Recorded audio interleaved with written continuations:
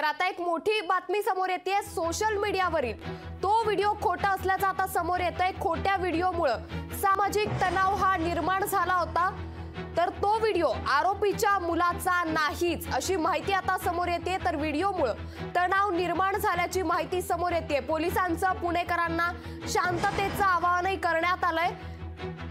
Social मीडियावरील तो video खोटा असल्याचं आता स्पष्ट होतंय।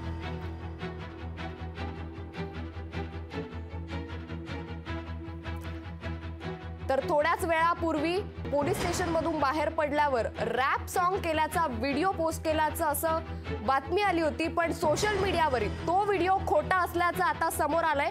पुण्याच्या हिट अँड रनच्या आरोपीचा हा व्हिडिओ असल्याचा गैरसमज असल्याचं स्पष्ट करण्यात आलंय। तर खोट्या व्हिडिओमुळे तणाव निर्माण झाला होता। तो व्हिडिओ आरोपीच्या मुलाचा नाहीच असं स्पष्ट करण्यात आलंय। तर या संदर्भात ॲडव्होकेट विनायक पाटील आपल्या सोबत जोडले गेले। तर विनायक जी, हा जो व्हिडिओ आहे तो आरोपीचा नसल्याचं आता सांगण्यात आलंय, काय प्रतिक्रिया द्याल? हा जो व्हिडिओ आहे तो कुणीतरी खोडसाळपणे तयार करून अपलोड केलेला आहे, परंतु हा व्हिडिओ हा त्या मुलाचा आरोपीचा नाहीये।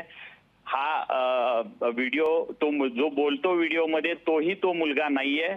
हा कुणीतरी खोडसाळपणा केलेला आहे आणि पोलिसांना मी विनंती करेन की याची पूर्ण चौकशी करावी आणि लवकरात लवकर त्याच्यावरती योग्य ती कारवाई करावी। नक्कीच विनायक जी, धन्यवाद आपण दिलेल्या या प्रतिक्रियेबद्दल। तर तो व्हिडिओ आरोपीच्या मुलाचा नाहीच, तर आरोपीच्या वकिलांनी या संदर्भात ही माहिती दिली आहे। व्हिडिओमुळे तणाव निर्माण झाल्याची माहिती आता समोर येते। लोकशाही मराठी ऐका, पहा, जागरूक रहा।